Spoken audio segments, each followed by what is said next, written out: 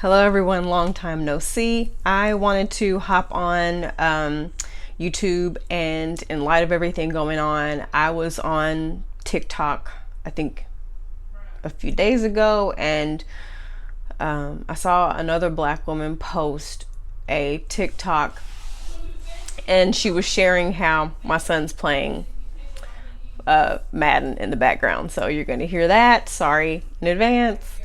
But I was watching a TikTok video of a black woman, and she posted how she wishes that more black women would come forward with their struggles with mental health, because for so long it's one of the biggest stereotypes out there that black women don't feel pain, that we are just super tough, super strong, we are ride or die, we put up with anything, we power through anything, we are made of cast iron, Teflon, we are just so tough, and we're not human, and we're expected to balance the weight of the world on our shoulders with a smile on our face. And if we have a problem with anything, if we're fed up with anything, if we do something so little as demand to be respected, the world will see us and label us as aggressive and angry. And it's not that we're all of a sudden passionate about the things that we've struggled with as black women, as black people. It's just, for some reason, now people have decided to open their eyes. Not everyone, but they're giving us the mic, they're giving us their ears, they're hearing us in a way in our lifetime that they haven't heard us before. So I want to take this opportunity to take that woman up on her challenge and just be honest about some of the things that I've gone through mental health wise as a black woman, in hopes to set someone free, in hopes to let someone know that they're not alone, that there's health resources out there for them, and to just get help in the first place. All my life I always knew that something was different about me. There's a show called Euphoria. It stars Zendaya. It's my absolute favorite show, one of my favorite shows in the whole entire world, simply because I can relate to being in school and struggling with certain mental health issues, and you just feel odd. And I think it was the first episode where she said she felt like the world moved fast, but her brain moved slow. Just kind of always being in like a fog, like your classmates all around you, they're getting done with their assignments really fast, they're thinking really fast, and you're just kind of like, okay, like you really can't focus. And it's become like this cool, fun commercial thing for everybody to say that they have ADD, and everybody, that's the first thing they go to if they're scatterbrained for a few minutes or whatever. But it's actually not fun. It's actually not quirky. It's actually not cool. It makes people question your mental capability. I had a teacher that put me in a remedial reading class because she felt like I wasn't caught up enough to the other students. I quickly got put out of that remedial class and put back in my regular classes, because it was shown that I'm not like just dumb. I just need a little bit more time to focus than the average student. So struggling with attention deficit disorder my entire life put me at a disadvantage, because like I said, everyone else is on their game. Everybody else is getting projects done really fast. And when you're an adult and you have a project done by a certain deadline, but your brain is doing a complete brain fog fart shutdown, and you're having to force yourself to pull your weight. It's like there's a cement block attached around a rope around your head, and you're pulling that. You're walking and you're pulling the weight, and it just feels like, just like that show said, everybody in the world is moving fast and getting along, and you're moving really slow. Contrary to popular belief, at least for me, attention deficit disorder is not this situation where you're just like, and you're just running. It's like a feeling of you know, just like a continuous brain fart. That's like the best way that I can describe it. Like you can't focus on anything.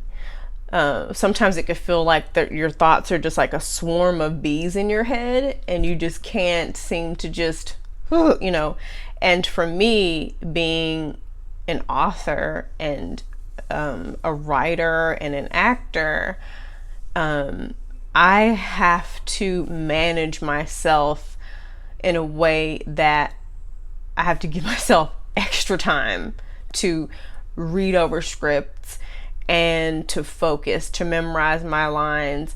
I have to take advantage of the peak times of day when my attention span is at its best so that I can get my writing done.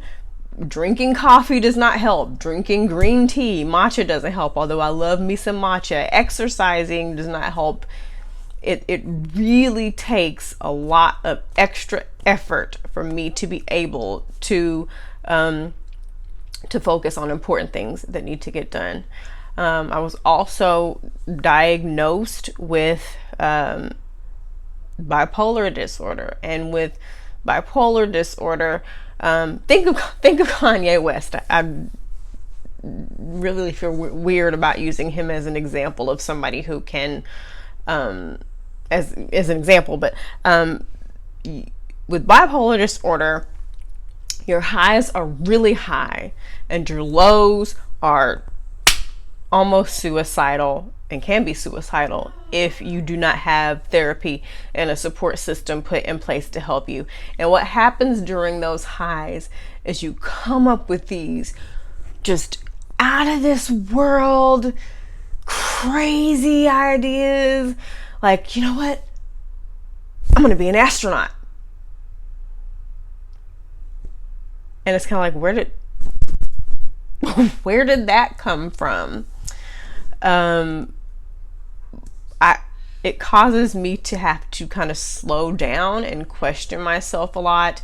During one of those really high euphoric phases, you talk faster, you have a lot of energy, you can get a lot of stuff done, you're just on top of the world, you can paint the house, you can fold your laundry, you can clean your bathroom, you can clean your neighbor's bathroom, and build a house for Habitat for Humanity in like a day, and just you're on your game, and you're going to be king or queen of the world, you're going to be an astronaut, you're going to do all this amazing stuff, and then within a week or the next month, you're like, I'm going to jump off a bridge.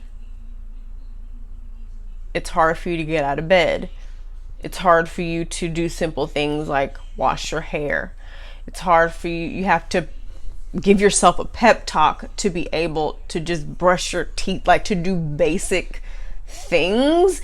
It's like agonizing just to do basic things that people just get up and do and don't even think about it. You have to put in the effort to really push yourself to do those simple tasks, and it can be really frustrating because your mind knows what's got to get done. Like, okay, my alarm just went off, all I have to do is get out of bed and open the bathroom door, but your body's like, we're gonna weigh a ton right now and you're not gonna be able to move, and I don't want to get up, so we're just gonna lay here. It's like a war against yourself, and everything is just daunting, and just, I can't explain it. It's beyond just being an adult and you're just tired, so you don't feel like putting the laundry away. It's a situation where you could do laundry and have it sit in the washing machine for, a few days, or finally get it out of the washing machine, put it in the dryer, and then leave it in the, have it in the dryer for weeks. And, you're picking things out of the dryer as you go. It's taking forever to do simple tasks. And I know a lot of adults can probably watch this and go, I do that too. No, sweetie.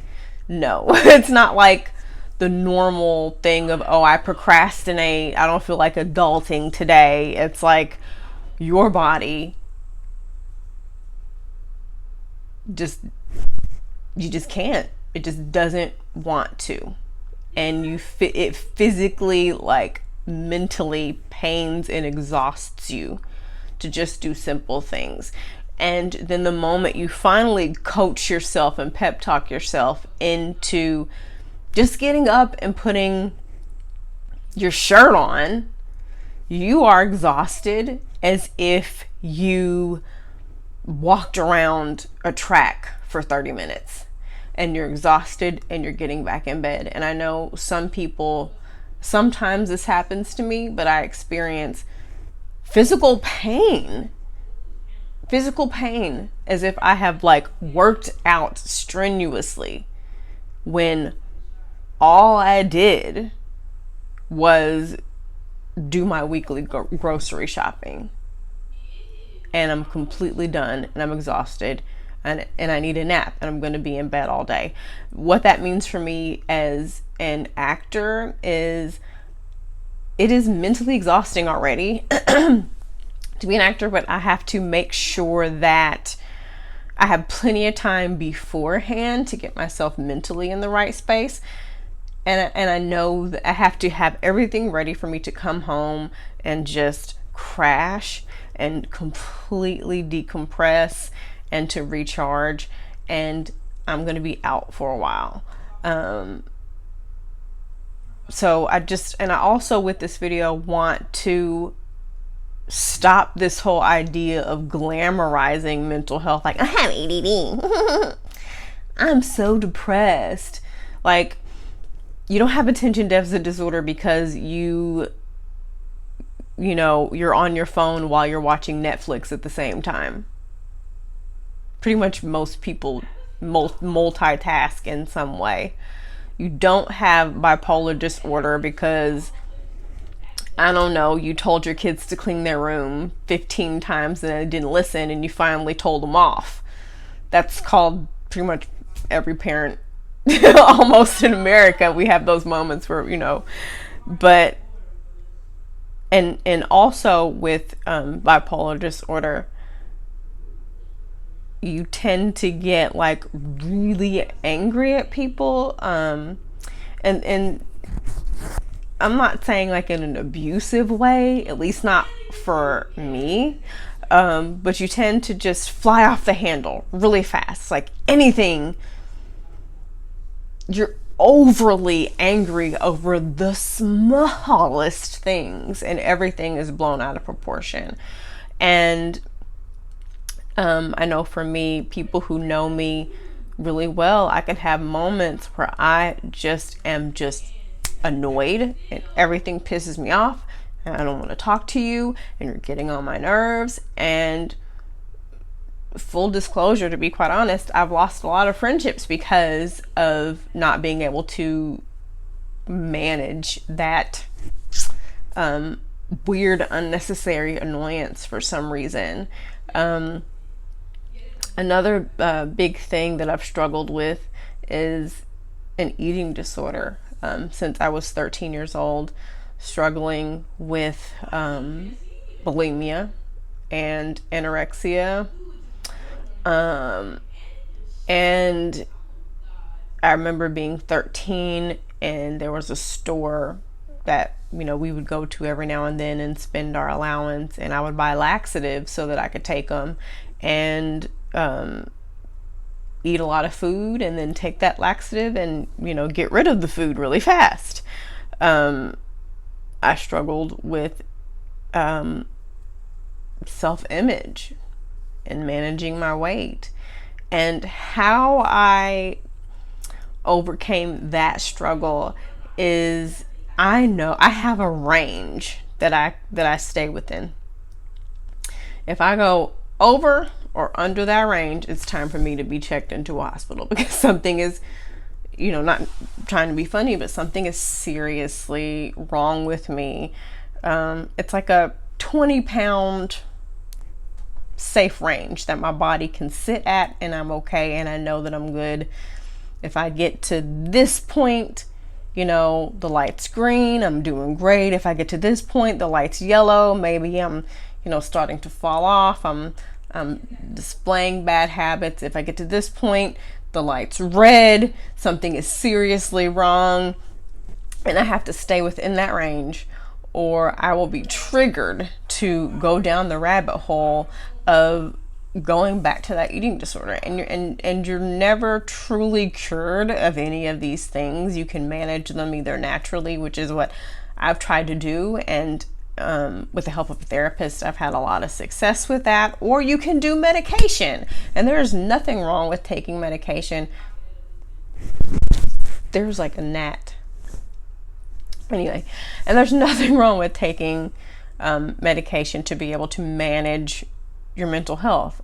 There's nothing wrong with that, and I might very well go back on medication and try a different type of medication or a different dosage of medication. It's all about getting the right doctor and doing what's best for you. I know for me, one of the biggest mistakes I made was going to the first doctor that I Googled and just staying there and not getting a second opinion, or, being prescribed medicine. And because it didn't work within a week, I thought it didn't work, not realizing that there's different doses, and sometimes you have to fine tune it, and sometimes maybe not this medicine, but that medicine, or taking it at certain times or what have you might be best for you. So just knowing your resources. If you don't like your doctor, you are allowed to get a different doctor. You are allowed to, want to see a woman or a man or somebody that is the same race as you, or somebody who's the same religious or spirituality as you. Those are well within your rights to be able to do. And one of the biggest mistakes overall that I, looking back on, that I regret as a Black woman, was allowing people to make me feel bad for struggling with those particular things. One of the biggest things that I was told my entire life is that Black women are supposed to be strong. We are strong. We don't let those things bother us. We just power through. But you know what? All that stuff is a lie. We have a nervous system. We have feelings, because we feel things. And if you're not honest about those feelings, they're tucked away somewhere, and they're going to manifest themselves in the form of high blood pressure, stroke, heart attack, high cholesterol, not being able to sleep, extreme weight gain. They're gonna come out in some way. You're gonna have an anger issue. You're gonna be abusive. You're gonna be snappy all the time. It's gonna if you don't get it out in a healthy way, it's going to come out in some way, whether you like it or not. We are about as weak or as strong as anyone else in the world. We are human, and our ancestors weren't allowed to ask for help. So they had no other choice but to just push through and barrel through, and to not let things bother them or get to them. They couldn't call off, from work. They couldn't take a vacation. They couldn't just go see a doctor. First of all, mental health wasn't developed at all back then. And two, doctors wouldn't even see them. So they had no choice but to just pack things in and just get through it. They had no choice. But now we have a choice to be able to see doctors and to, resources with our jobs, and having a mental health day and taking vacation time. We have a choice. And I think we do our ancestors a disservice when we don't take advantage of those choices that so many of our ancestors fought for us to be able to have, just like everybody else. They struggled with postpartum depression just like white people did. The difference is they had to keep working. They had to keep moving, even though their child was sold right from under them, or their husband was murdered. They had no choice but to barrel through. But like I said, we have a choice. We can break the cycle right here, right now, and be open and honest, and stop going with this stereotype. We can stop feeding this stereotype that we are these machines that don't feel anything. That is not true. We struggle. Black people unfortunately commit suicide. We struggle with depression. We struggle with the things that I have mentioned.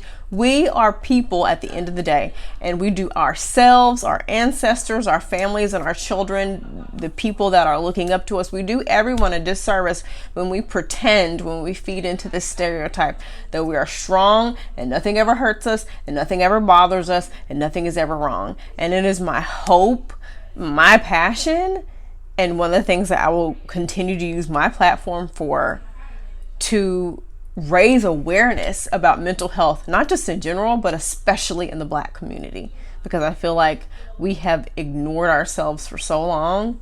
We have been overlooked for so long, and I won't stand for it anymore. So I hope this video helped someone, and look into your insurance, look into a counselor. And I feel like even if you don't feel like there's anything wrong with you, you still need a therapist, because none of us are perfect. All of us are messed up in some kind of way. And at the end of the day, it wouldn't hurt to just vent and talk to a licensed professional, not your girlfriend, not your mom, not your dad. As much as we love them, we need to at some point talk to a licensed professional who is unbiased, who really has nothing to gain except for getting paid for each visit, to listen to us and help us unpack things that we might be going through, to help us unpack our thoughts, to help us develop healthy coping mechanisms, as opposed to drinking or partying all the time or doing something unhealthy, going through toxic relationships, sweeping things under the rug. So I just encourage everyone to see a licensed mental health care professional. And if you don't think you need it, you probably are a prime candidate, because we all need it. So I hope this video helps someone. Comment down below if you want to share or if you have any questions. And thank you so much for tuning in. Until the next time, and who knows when that will be. Bye.